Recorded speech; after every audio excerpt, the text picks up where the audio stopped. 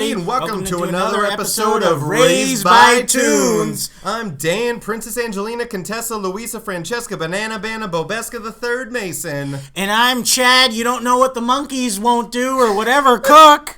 And today we'll be doing Animaniacs.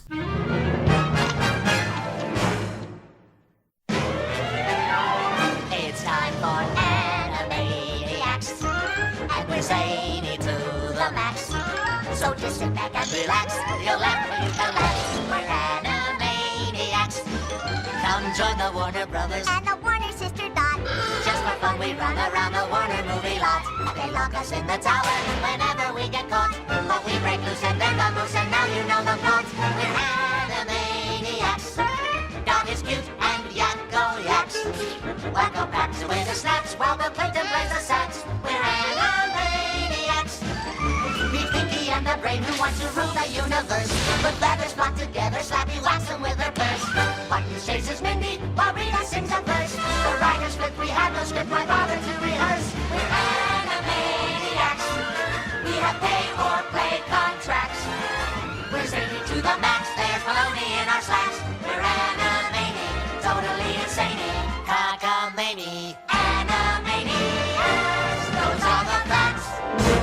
That's right, Toonsters. We're back, coming live at you after a very long hiatus. Yeah, we had a lot of tacos to eat. Yes, we scoured the earth looking for the finest in tunes and tacos just for your enjoyment today. We even found a hybrid tune taco that is quite delectable. Just a talking taco. Yeah, it screamed as I bit into his back. It's just a very graphic scene in the regions. His juices were all over my face.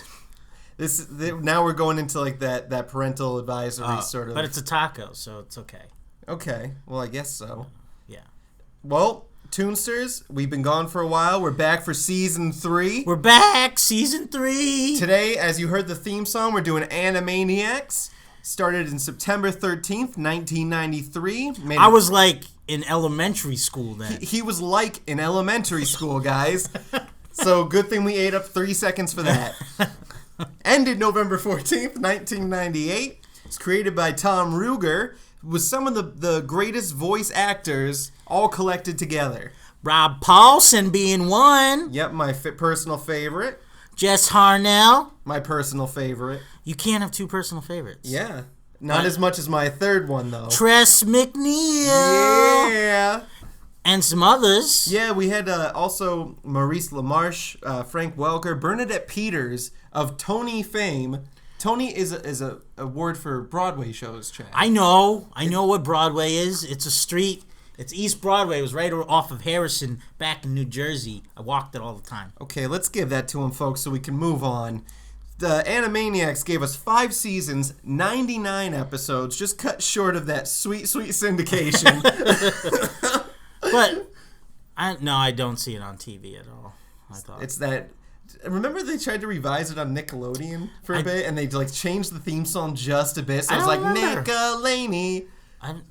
I don't remember that. Yeah, it was like a brief thing. Oh, okay. But it like instead of they had like the Nickelodeon logo slapped all over the opening.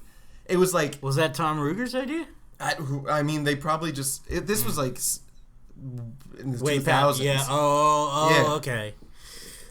So Chad and I, we'll give a brief synopsis of if we possibly can. I mean, it's as much, it's even as Freakazoid. It was much easier to explain Freakazoid because it was a superhero type thing. But this is more like I would say like a variety show of vaudeville acts in a way. I mean, obviously the hosts are the Animaniacs themselves, the Warner Brothers and the sister Dot.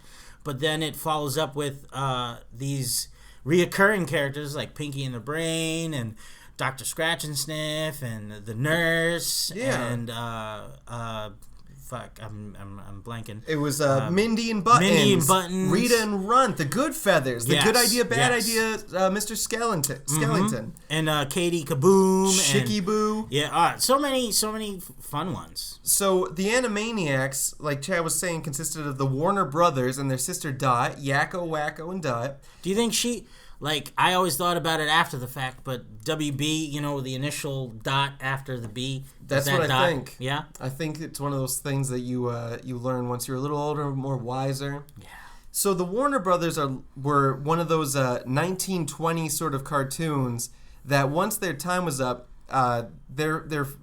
when they got their chance to do their own shorts back in the day, they were too zany and were out of control, so they were locked away in the water tower, the famous Warner Brothers water tower. Even the intro actually explains that. I was going to say, everyone's like, we just heard the frickin' song. I know. We know. So, I mean, all the Animaniacs, they keep, well, I guess they keep escaping because every episode, it's like someone's going, they're loose. The Animaniacs are loose. Until the Warners escaped. Yes. So, I guess they're catchable. But they keep getting... Gotta catch them all. Gotta catch... But the thing is, the thing about the Animaniacs, let me just say, I find it interesting that they have much more... they're flexible in the universe that they built. Because all the other characters, like Slappy the Squirrel, and so, they go off some sort of logic. There's some sort of logic there. But Animaniacs can pop up out of your cup, out of your hat. They're more interdimensional beings. Yeah.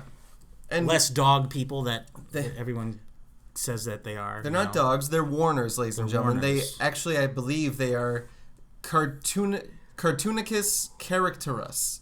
That's their species in the Animaniacs Bible. Oh. Yeah, somebody did their research. Oh, the Bible, eh? No, well, different. I'll explain. But the Animaniacs sort of were an energetic cartoon that would balance a line between slapstick, very integral in music. Yes. And heavy on pop culture and referencing. Although it dates itself with the referencing because it's obviously of movies and celebrities at the time that were at their height or peak. Yeah. But we actually had a chance to see Animaniacs live. Oh yeah, that was a real treat. In La Mirada, and it was Rob Paulson, Randy Rogel, who was a writer for most of the songs, composer, and also Jess Harnell and Tress MacNeille came. I was worried in the beginning because it was only Rogel and Paulson out there, and I was like, oh, are the other two Animaniacs not going to be there? Yeah. And then, like, after a couple songs, they did come out, and I was like, oh, okay, great. You got to have that build-up, that hype, that that's sweet, true. that nasty, that's that true. Gucci stuff. If they were out there the whole time, I'd be like, oh, okay, this is... Right, we got to have some build-up, surprise. No surprise. And Jess Harnell came out with a different, rock and roll suit. Oh, yeah. Every time. I would buy his clothesline if he had one. Oh, yeah, he's like Slash, the voice actor. I don't know if I could pull it off, but... I would like to. You could if you believe in yourself. That's true. He does believe in himself. He believes in himself, and that's why he succeeds. He bought his house from the show because of the show. Well, I believe it. I mean, So, do you remember his audition story? Slightly. I believe it was.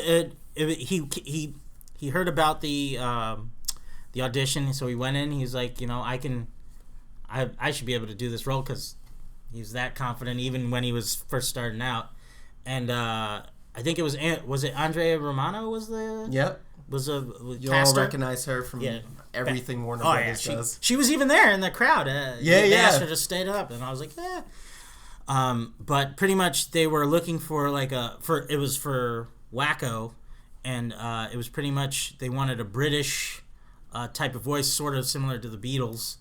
And Tom Ruegger was getting fed up because they couldn't find anybody to fit the role, and they couldn't find everyone was being wacky with their characters because the name's Wacko. Oh, So they were being over eccentric and over the top, and it just wasn't fitting what he looked like. Yeah. So Tom brought an almanac and started pulling out famous characters. And at this point, he was fed up, so he was just picking at random, and Jess Harnell was able to do them all. Yeah. So then, when they stumbled upon the Beatles, Yes, they were like, he's like, can you do a Beatle? And he goes, which one? And like, because he could do all of them. So, and to every nuance of their background.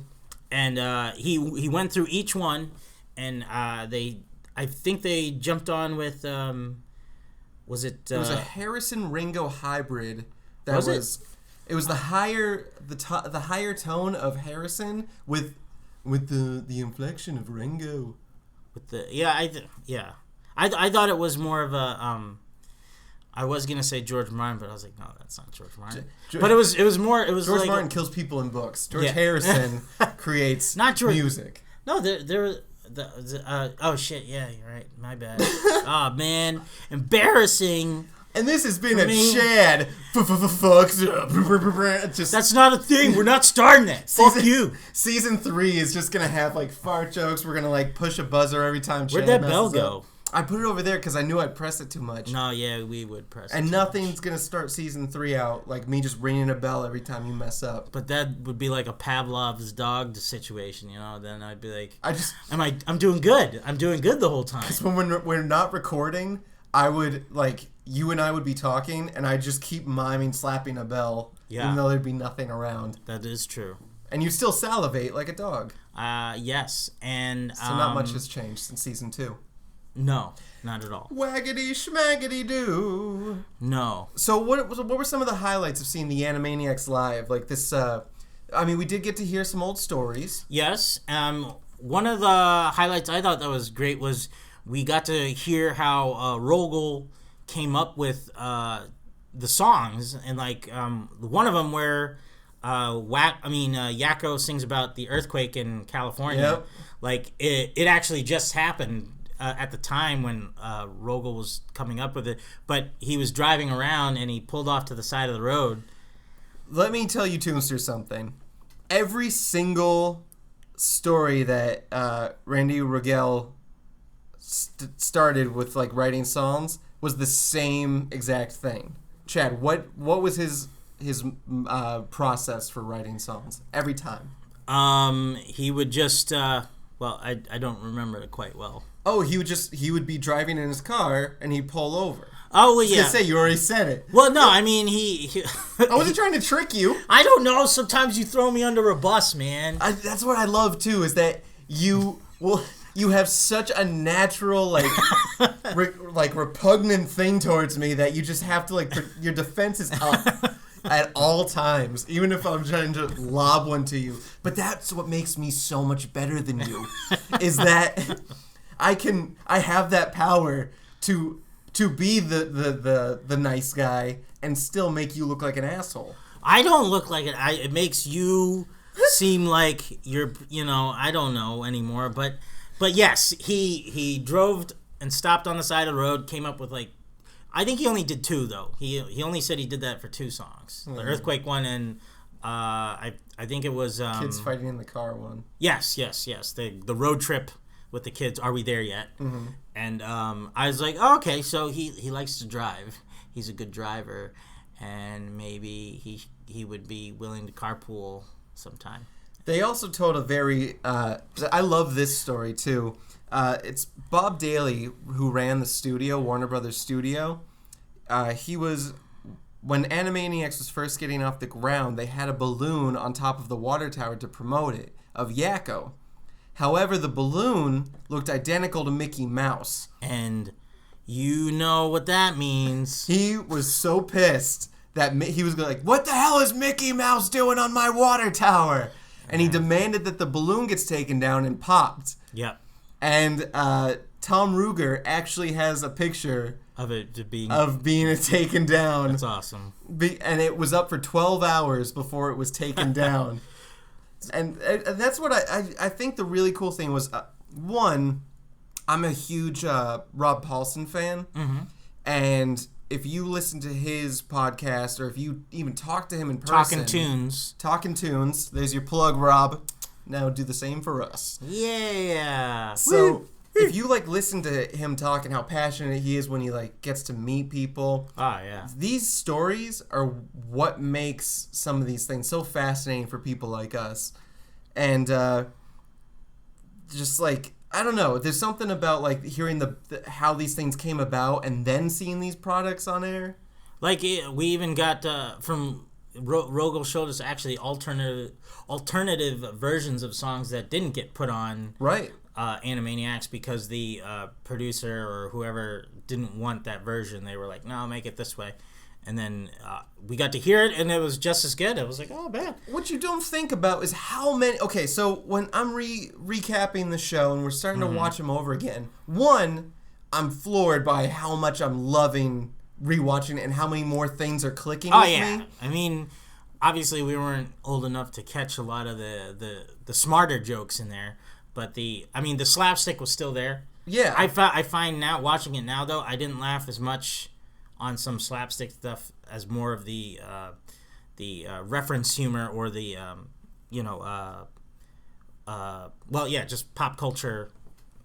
Do you know what the downfall of the Animaniacs was? What?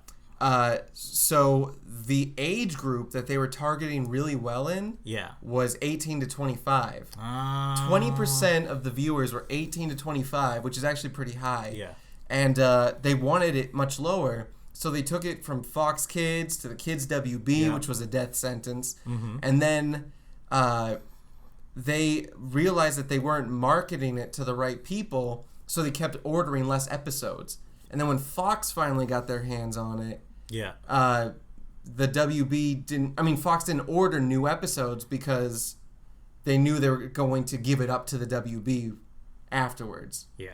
Well, no, I remember Animaniacs being on WB first, and then and then it probably coming to Fox Kids after. Right, then maybe I mixed that up. Yeah, like because Fox Kids had the other WB property, Batman the Animated Series. Yeah, and then that came to WB after, so it kind of swish swapped. I didn't realize how.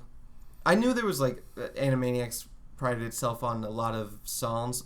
I didn't realize, one, how catchy and well they held up. Oh, yeah. Two, how informative. A lot Very of, like, informative. For a show about talking frickin' whatchamacallsums, and then, like, you have, like, for all this crap that's going on in this, like, giant eclectic whirlwind of cartoonery, you have these songs about Magellan trying to look for India. You have songs about the spice trade. Mm-hmm. You have songs about Yakko's World, which is... Yakko's World. I guarantee has taught all of you dumb motherfuckers... Well, and we got an updated version of Yakko's World at there, right? And he added the like Kazakhstan and because Yugoslavia. I mean, I might have made that one up. I don't know, but that's. I think that's where Borat comes from. Whatever, it's sort of real, right? I think it is real. It's documented. Yeah. But there's the states and capitals with Wacko. There's It won 5 daytime Emmys for the music. That's true. I mean. Not many shows can say that. I mean, even the theme song got an Emmy too. The theme song did? Yeah, an Emmy? That's pretty cool. This whole show, it's full. We can talk about the songs. We can talk about the characters, which the characters are so. They could all be their own show. Which one some did. Some did, yeah, with Pinky and the Brain. Which, did you know Pinky and the Brain was based... They looked like Tom Minton and Eddie Fitzgerald, who were writers and worked on Tiny Toons at the time. No, I didn't know. And they worked in the office right next to the guys that were doing Animaniacs. Oh. And if you look at a picture of Tom Minton and Eddie Fitzgerald, they look like Pinky and the Brain. Wow. People would think that Brain was based off of Orson Welles. Yeah, but sure. But Maurice LaMarche came up with the voice after he saw him because he looked like him. Yeah, and wasn't Pinky? I forget the person's name that Rob Paulson was talking about, but he said Pinky, his like narf and mannerisms. Eddie Fitzgerald. Oh yeah, that's him. He would actually. They said he was such a nerd. Yeah, he actually said narf. I can do better. Narf. I'm better than this. Hey, Brian. Hello, Brian. That. That's better. Narf. There you go. You did it. He did it. He did it. This is season 3. Season 3, Dan's improved upgrade level 30. Chad and I were talking for a half hour about like taking a voice class just so I can not be such an embarrassment to him. Embarrassments. They happen. That's a sound clip. Yeah. Embarrassments. Chad. Yes. The characters, the plethora of characters. Yes. Which ones do you think would form the Chad Cook that you are today? Well, I would have to say it would be Wacko because, you know, I like to let gases flow, you know what I'm saying? Right. The great, what's Wackoini or when he did the burps. Yeah. Burps. I think it was a great Wackini or Wackamanini. Yeah, something like that. But we'll go on. Yes. But Wacko, a bit of Brain. Yeah. Well, no. Okay, let me explain. It's like I mean, sometimes I do have aspirations of world domination, but obviously, I get that. I don't go through with a lot of them because they'd fail like Brains. You know? And of course, Ralph the bodyguard, or Ralph the security guard. No, I don't see that. You don't? Where you? Oh, you don't? Where are you trying to? Oh, I just assumed you. No. Oh, I mean, okay. Go on. Do who you thought? Not Ralph the bodyguard, but a little bit of Rita because I'm a little feline cat sometimes, I told you you're a cat. You were 6 cats in a human suit. I told you. But I thought you were gonna say Runt, which is like Dustin Hoffman doing Rain Man. Dustin Hoffman. Like that. Oh yeah, I can't do it. You can't. It's all right. See, that's the thing. I want to practice where it's recorded and we don't edit it. Well, yeah, whatever. Now we're annoying them. We're annoying them with your attempts here. We don't need to. I was thinking you reminded me of the pigeon in Goodfellas. I was gonna get to him. More of the Godfather one with the God pigeon says God pigeon. Yeah. But no, like all three, a mix of all three of the Goodfellas. Obviously they're based off of the Goodfellas. Robert De Niro, Ray Liotta, and Joe Pesci, and you really are sort of a hybrid of all three. I'm a hybrid of all three of those guys, and I'm definitely hybrid. And I to round it off, I'd be Slappy the squirrel because I can be grumpy, I could be agitated easily, but I like a good explosion. Mm-hmm. I like walnuts. And I think I'm an old soul because she's very she's old Hollywood. Well, she's old Hollywood, yeah, but she uses words. I had one on the top of my head, but she's like an old person would use a type of word like "stop schmoozing around," like that type of stuff. She's a curmudgeon. A curmudgeon, that's me, But what about you, Dan? What about Dan Mason? Who do I think forms the Dan Mason pot that is this golden Adonis ahead of you? Yeah, like are you Dr. Scratch and Sniff? I mean, so I feel like Scratch and Sniff when I'm dealing with you. I feel like that's who I'm the one trying to put logic and reason into a madman. Yeah. Like, I get that when I'm doing these sessions. I see. Outside of that... You're more of a TP? Excuse me? Thaddeus, the owner the owner of Warner? Because you're a big guy. You're big time, You're gonna...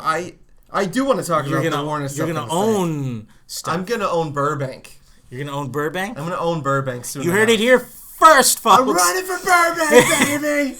I'm his campaign manager. All 3 listeners at home are gonna know. Get your babies out. He's gotta kiss them. I'm kissing your babies. I think Yakko, because he can, when he goes mad, he can shut it off instantly and become the straight man too. All 3 of them were able to do that. Like I think Dot so too. And Wacko did. I'm not gonna say. I was gonna say only Yakko because you do like to wear pants. I do wear pants. You like pants, and that's where you don't shine. I know. Surprisingly, I have some on right now. I usually wouldn't. Thank God we have a radio show because we'd be off the air if this was broadcast on YouTube. That's true. I also think I relate a lot to besides Slappy, because I feel I get her. Yeah. And like when I was watching the show, like she made the most sense. She did. She was just like, this is tomfoolery. Yes. And that resonates well with me. Mm-hmm. Lastly, Dot, because I'm cute, but I know I'm cute. Well, no, I think. Okay. Scratch and Sniff was a good. That makes sense. I feel Scratch like and Sniff makes sense. I feel like Scratch. But I think also like you are Button. You're a Button because you're trying to help. I do try. You try to help a lot of people, but you get dashed. I too. You fall off cliffs. But then you sit on nails. You know. I also, I guess, become a little Katie Kaboom. Because sometimes when you piss me off to the never-ending point, I just want to snap your freaking neck. But sometimes, now you're being good. But sometimes, Chad, you make me so angry. Angry? What do you mean by angry? See, what are you trying to? That's not even a thing that you. That's not even like. I was going into a bit, from the Goodfellas because Joe Pesci character. Oh, so I'm angry. So I'm angry. What are you trying to say? I'm an angry guy. How am I angry? I was trying to do that, but you ruined it. You dashed it. So you keep using dash. Did you just get that in a? Was you word a day calendar? No, I just like dash. Sometimes you get dash. Sometimes you dash. Sometimes you go door dashing. Well, how about we dash with this segue? So we're not gonna. So as much as we relate to those characters, there's a few segments and other characters that also shine tremendously in this. Oh yeah. One of my personal favorites. What is it? Chicky Boo. Chicken Boo. What's you call It's not Chicky Boo. It's Chicky Boo. It's Chicken Boo. You're a chicken boo. Chicken. See, you just said Chicky. With a Y. I think it is Chicky Boo. No, it's Chicken Boo. Why is it Chicken Boo? Because he's a chicken. See, I'm already to the ends with you. I'm just trying to help. That's all. Just let me come into season 3 all right, in peace. Okay. Chicky Boo, let's go with that. But Fine. you're going to be wrong. So. Chicky Boo. Chicky Boo. If I look this up right now, if I take their airtime to look this up, help me. We don't have that kind of time. So he's a giant chicken who is put into... The storyline is always the same. However, with the different variables... It becomes one of the funniest sketches, recurring things I've ever seen. Where, for instance, one of them he's in a writer's room in Hollywood working on the new Flintstones movie, and they bring him in as this playwright, this like esteemed writer, and he comes in and goes. And everyone is losing their shit. What's he wearing? Just clothes. He is wearing normal clothes. Just normal clothes. But the thing is, he obviously still resembles a 6-foot-tall chicken. Of course. And bucks and clucks and all that. And there's always one person in the crowd that points out that it's a chicken every time. Nobody believes him until something happens where like his facade is revealed to everybody, and for some reason, it becomes a lynch mob. For the chicken, like there's no reason that like everyone should. You would. I think people would be upset that they were duped, to that easily because people have fragile minds. But the way they go about it seems like they're more mad that it's a chicken. Well, yeah. It's a chicken. I mean, that's break hard its to. Legs. It's hard to really denounce, that. But what were some of your favorite segments? So my favorite segments were. It'd have to be. I mean, I'm always a fan of the Goodfellas because I love Goodfellas and all the gangster type movies. But it's just that they weren't as big as they thought they were, and really, out of all of them though, the God Pigeon was my favorite because he was just this incoherent fat pigeon, and like they understood every word, and I was like, yeah, he was pretty much like a spoof on Marlon Brando, obviously, but I always just thought that they played them. They like if I were to watch Goodfellas and I could easily close my eyes and imagine them as pigeons in the movie. It's sort of. But why would you? I don't know. Make things different because I've seen the movie so many. When I watched The Godfather, I closed my eyes and imagined them all as pigeons, even though they're talking about the Goodfellas. He's holding a big old cat. And that's that. I mean, most of the references are from Goodfellas, Chad. Well, I mean, nothing really beats the Animaniacs segments because they're that much more omniscient. They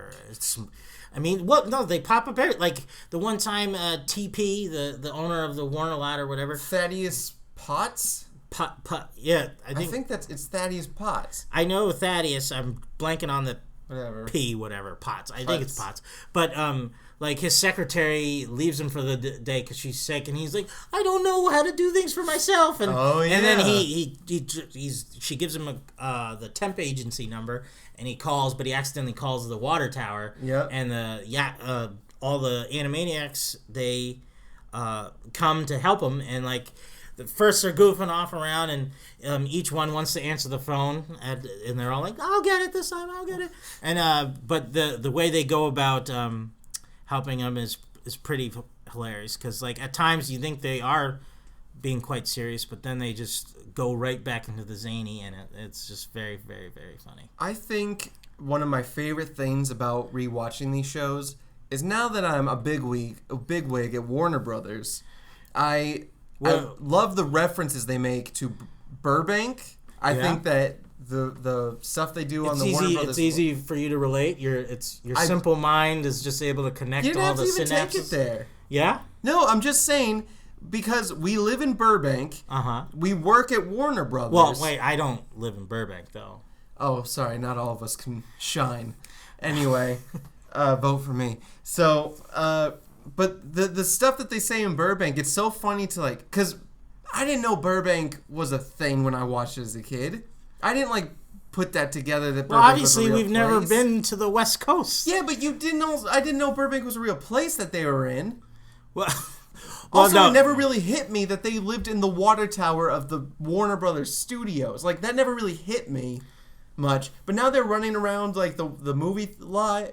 Well, I find the jokes funnier because they don't dumb down the jokes for the audience. That's true. They assume better of the audience, which I think they even said in the thing.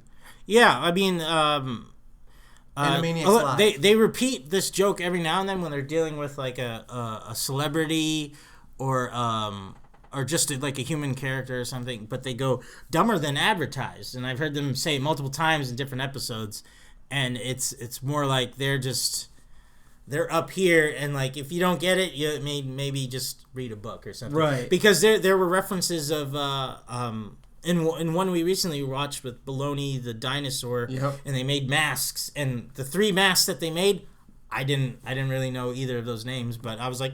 Maybe they were 1890s inventors. Yes. So that joke was for me. Well, not for you. I still thought it was hilarious. Did you like when the anvil hit him? Was that for you? No, I still thought it was very hilarious, but I was just like, I'm intrigued. I would like to look those. They probably have a song about them. I don't think they do. They have a song about 1890s inventors. They don't have a song about 1890s. But you know how those songs actually like queued up most of like those could be played in a classroom right now and hold up. Well, yeah, that's because they were like in my elementary school class they played the states and capitals. That's how we learned the states and capitals. They played Yakko. They played Animaniacs for you to learn the states and capitals. Like it was just the audio. Obviously, we didn't hear we didn't see the visual of it. We just, United States, Canada, Mexico, Panama. No, that's Yakko's World. I'm so sorry. I'm trying to Wacko's states and capitals. Okay, Good night, everybody. Indianapolis, Indiana. Blah blah blah blah blah blah blah. In Ohio, that's what I was talking about. Jesus. Did you have any bits or characters that just didn't work for you? Like, because here's the thing: within a show of this eclecticism, there's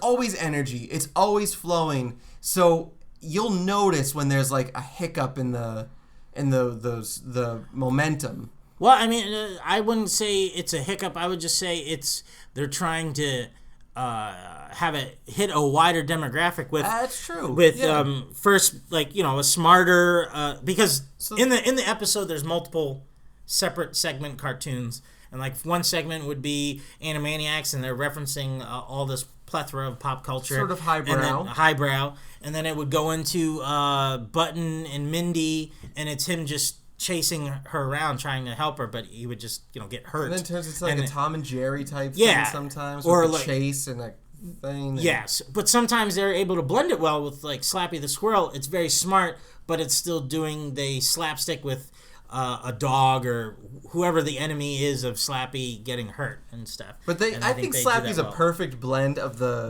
she is, because she's old Hollywood, as you said before. So her references are a bit more for the adults. But her references are even more towards the celebrities in her world, not even in our world. She's referencing like the Bumby's mom, like Bambi. Yeah. And like their old friends in Hollywood when I used to do cartoons with her and blah, blah, blah. But I think her quips are for the adults. Because, like, her little asides where she, like, makes quick little jabs and let's get back into the story. Well, yeah. She breaks the fourth wall and she gives her little jab to the camera. And most of the characters can do that surprisingly. I was surprised even Thaddeus TP, he was able to turn to the camera. TP, old TP. Like you keep calling him TP because he can't get his last name. Well, no, that's what the Animaniacs call him. They call him TP. Oh, okay. They don't call him Thaddeus. Oh. Jeez, watch the cartoon once in a while. Oh, don't even. I did, and I did even. So, even Steven, Meeman. No, finish that thought. I did. For everyone listening. Finished it. For everyone waiting. They heard it. They heard every minute of it. This tea's good. So I think one of my favorite things was the good idea bad idea segments, and a lot of people remember the good idea bad idea segments with Mr. Skullhead, not Mr. Skellington. Yeah, Mr. Skullhead, yes. who is actually a little creature on Elmira's head. That's Mr. Skullhead? Yeah, really? I never knew that. That's what it's based on. Oh. And also, we forgot Pinky and the Brain for most of this, but they're their own thing. We could talk about them later. When we cover that cartoon, we'll do. Yeah, there's a lot of that we don't need to do. But Mr. Skullhead was one of my favorite because it was just that good idea, bad idea. Yeah. And it was narrated by the guy that does the Motel 6 commercials. Oh, do you really? remember? No, I don't remember. Yeah, because you could always tell in the voice, like, I forgot what the famous quote was for Motel 6, but he would narrate the good idea, bad idea. And I always thought it was like the perfect little cherry on top because it was always just a short little bit where it was just enough of them, and then you move on to the Wheel of Morality. So it was sort of like a parody spoof of like how Goofy was always narrated, and he would make a choice, and then kind of sort of. I mean, I'm making a big step there. You took your leap, but I appreciate that. Yeah. Did you know it was originally supposed to be a Plucky Duck spinoff? Yes, I did. Animaniacs Toonsters was supposed to be a Plucky Duck spinoff where it was 3 ducks instead. But then they noticed how many ducks there were in the animated world with Disney taking the helm of that. Yeah, they had DuckTales. They had Daffy Duck, Donald Duck, the 3 with Darkwing Duck. Darkwing Duck, a lot of ducks. They like ducks over there. There's too many ducks. Oversaturating the market. Too many ducks. With your quackers. And I don't give a fox. I've been trying to be good about I said fox. See, I was playing it cool. So then they turned it over to the idea came from Tom Ruegger looking at the Warner Tower and imagining like, well, what if something like lived on the Warner lot? That's true. And they had 4 characters originally: Yacky, Smacky, Wacky, and just the sister. They didn't have a name for her yet. Yeah. But there was gonna be 4 characters. They ended up mixing Smacky and Wacky together to create Wacko. Mm-hmm. And you can tell from the early concept art, one of them has the hat, and but he's angry, and then the other one has the tongue sticking out. But they mixed them together to make Wacko. And that was a good choice on their part, I gotta say.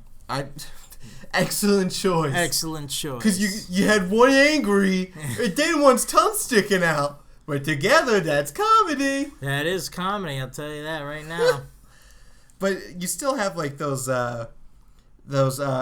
I really like how they went with the old, like 1920s characters, and they actually blend them in with real Warner Brothers property cartoons from the 1920s, like I should have wrote notes down. Bugs Bunny and no, like from the 20s, like those like black and white, like the buildings are dancing and crap, the sunshine's smiling. They actually took those and tried to make it seem like the Warners were organic characters of that time. Yeah. So I really love that aspect of like. I always wondered though, like since they were locked in the water tower, like there's no food in there. They don't need it. What do you mean? Well, I would think. Well, no, because if you're about to waste my time for 5 minutes with the logistics of how they survived in the water tower. I'm just saying they go to a party and then they just start scarfing down food off the table, so they must be hungry.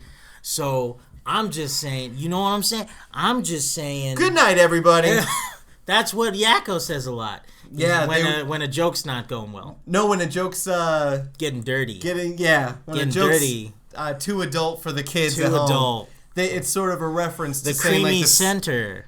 Good night, everybody. You know that it's sort of a reference to the censor's gonna pull the episode right there on the spot. Yeah.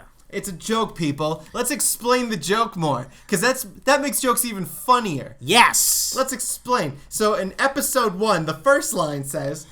That's exactly how I want it explained to me. Yes. So, Chad. Yeah. We've been talking about the Animaniacs. We're back from season 3. Is there anything... For season 3. Wait, how did you even correct me? Because we're back from season 3. My God. What? I'm leaving. This is it. This is my last episode. I'm done. I'm done. So, Animaniacs was sort of getting the sweep as Pinky and the Brain was getting more episodes because it reached the younger demographic. Yes. Even Pinky and the Brain was starting to go the way of Animaniacs. Why they tried to blend it with an Elmira spinoff. They did. Elmira, Pinky and the Brain, that didn't end up working. Until eventually the Warners sort of fell into cartoon history. However, they did entail us with some wisdom. Mm-hmm. And that's why, Chad, I bring to you for the first time ever on Raised by Toons. Oh my God! The Wheel of Morality. Turn. Tell us the lesson that we should learn. Close. Chad, what did you learn from the Animaniacs? Well, I learned that it's okay to be zany. It's okay to be wacky. You know, it's okay to be Dottie, you know? And if all else... Okay, go on. If all else fails, you know, you're going to be all right. If anything, you're going to be locked in a room for a while. And that's okay. You know? That's what you learned? That's exactly what I learned. You take home nothing. Well, no, I take home the fact that, you know, I could be like, hey... I'm gonna, you know, go into song on the way home on the highway, you know, start singing, and everything's gonna be okay, you know, everything's gonna be just all right. Not great, but all right. Ted, not today. Not today. Not today. I don't understand. As Chad stares into the blank mirror with dead eyes. Not today. Yeah, nothing will get me down because I know how to party like they do in Chinatown, and Chinatown being, you know, a great place for if you want some pot stickers. You know what I learned, Chad? What? What did you learn, Dan? I learned that sometimes you just need to embrace being outgoing. Sometimes you just need to run around downtown Burbank. I mean, sometimes you need to embrace creativity and let the song that's in your heart come out. Because you don't know, Chad, that maybe someday others are going to join in with you. Well, I mean, that could be, but, you know... Or should we talk about pot stickers for another 4 minutes? Well, I mean, as much as you can go outside, out and about and stuff, you can die, though. Things kill you. Ladies and gentlemen. You might as well be an agoraphobe and stay inside, read a book, watch TV, have a glass of wine or some brandy, and a cigarette. Not condone smoking, though, but Good night, everybody. Ladies and gentlemen, that was our Animaniacs special. We're so glad to be back on Raised by Tunes. Remember to like us on Facebook and all that nonsense and junk. And remember, if you weren't raised by tunes, you weren't raised right. Good night, everybody. Good night. Thanks for listening to the Raised by Tunes podcast. Be sure to visit their website at www.raisedbytunespodcast.com. If you haven't already, subscribe to their podcast on iTunes, and don't forget to follow them on Twitter and Facebook. Tune in next week to listen to two grown men who peaked in middle school try to relive their glory days. On Raised by Tunes. Hello, nurse.